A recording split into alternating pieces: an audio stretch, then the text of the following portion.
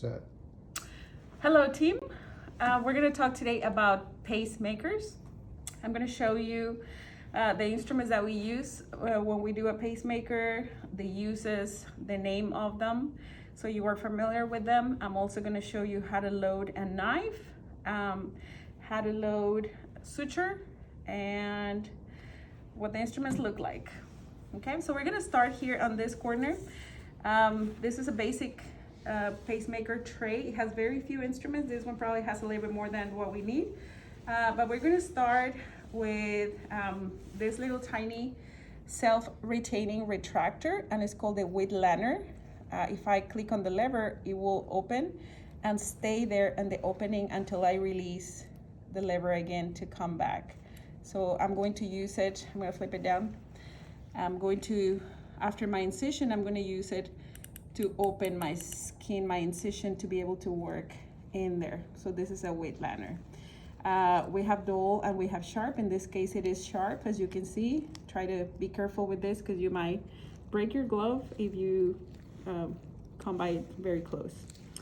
All right, so we have, this is a medium size. We have a baby width liner. We have a bigger width liner. This is not exactly a width liner, but it will do the functions of a width liner because if you can tell. But this is what we have on this set. Okay, the next instruments that we have here, these are called DeBakey forceps, and these are to grab tissue, right? I'm going to, with this one is going to, if I go down here for a moment, if I need to remove a piece of tissue, I can grab it with the forceps and move it away, or manipulate the tissue in any way. So it's an extension of fingers if we think about it. You can tell it's a DeBakey because you wanna come closer. It has this little indentation here, and it's different than any other. So these are DeBakey forceps. Use them for vascular cases. And then next on the list, we have the Zen retractors. If you can see here, we have a double-sided retractor. We also have them on dull and sharp. This, in this case, is dull. If you are not using the width liner, you can pass it on to the doctor ×2, because this will allow us to retract the skin or the tissue on our own, right? Hold it both ways, because it always has to be both sides. So open both sides if you need that, or you can also use it on the longer end here. Most times than not, we're gonna use the short, sharp to keep the skin away, okay? The next one that we have here, well, we have two types of scissors here. I'm gonna start talking about this fine lady. These are called Menta bounds. We're gonna call it as Mets. If you see, they're very delicate, fine tip. These scissors are used for tissue only, dissection only. These are not used to cut suture or anything like that. Soft tissue exclusively. So we're gonna use them to do dissection, soft dissection. We're gonna put it into the skin or the tissue that we're dissecting. Inner, open, out. Inner, open, and that way we go into the tissues a little bit more deeper when it's a fine and delicate tissue. So please never, never, never use it for suture or paper or anything else. Dissection only, Meta bounds. And then we have, this is a little thicker, as you can see. These are Mayo scissors. These are your suture scissors only. Now for these ones, do not use the scissors to cut fibers, tissue, or anything like that. These are exclusively for suture, to cut suture, paper, or IO-band, anything that you might have on your table that is, a supply. That's it. Never for tissue. Mayo scissors. All right, so I'm going to move on to my ring forceps. Normally the ring forceps are a little longer. I just have a baby one, and it is called a ring forceps because it looks like a ring at the end. And this is also to hold tissue. So I'm gonna show you here on this suture.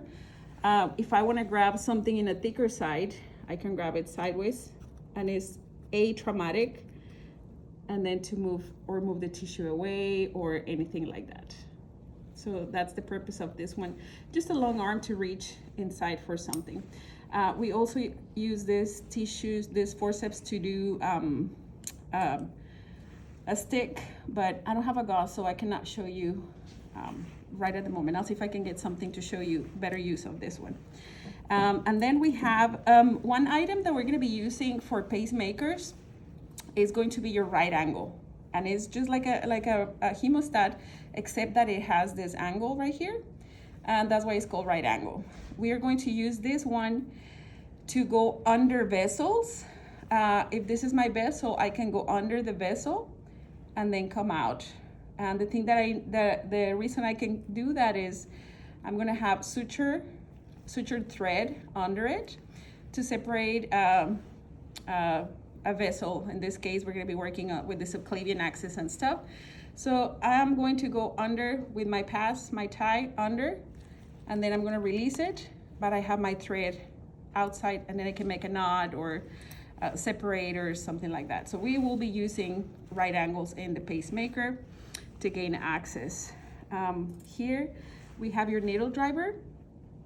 And if we look a little bit inside of the needle driver, it has different bites than anything else because we need to support the suture with this. In this case, it's a Mayo needle driver. There's different types as well. But this is the basic one, normal standard size that we're gonna use for a pacemaker. There's smaller ones, bigger ones, longer, thicker, finer, there's all kinds, but for our pacemaker, this is probably the size that we're gonna be using. Your tray will probably have two. And then we have hemostats. Mosquito clamp, it's a very tiny, it's about 4 inches, 3.5, 4 inches, depending on the set that we have. As you can see, the tip is straight. We're gonna be using this for bleeders, for tagging, to occlude. We're gonna use this throughout the case. And we have straight and we also have curved mosquitoes. If you can see the difference between the two, one is curved and one is straight. If you are dissecting with your meds and for some reason we nick a little vessel, go ahead and pass a hemostat or a mosquito or anything small. We're gonna go ahead and grab, if you can see here, say this is my bleeder, I'm going to grasp it with my clamp, and then I'm going to apply my Volby to the hemostat so it transfers heat to the vessel, and that way we cauterize the vessel. That way, we can also put it at the end of a suture so we don't lose that suture, and then put it on the side in some instances. Those are two. And then we have, these are, I couldn't find any Adson forceps, but this is the action. So if you look at this tip, it has little bites. I don't know if you can see it. We're gonna use this to close skin. We're gonna be using your suture, your needle driver, and this is your other hand to grab skin, approximate, and mobilize. If you wanna go down here, it is also to grab, but on a finer scale, right? Not like the Adsons that we had before. And we're just gonna use it to, accommodate the skin, the edges when we're doing suturing. That's the purpose of the Adson. So this is for fine finishing on your suturing. So when you're closing skin, always pass your Adson forceps and your scissors, your Mayo scissors. Every time you pass suture, pass the Adson and pass your scissors on skin, okay? And then we have,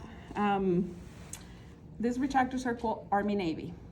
There's a lot of debate, right?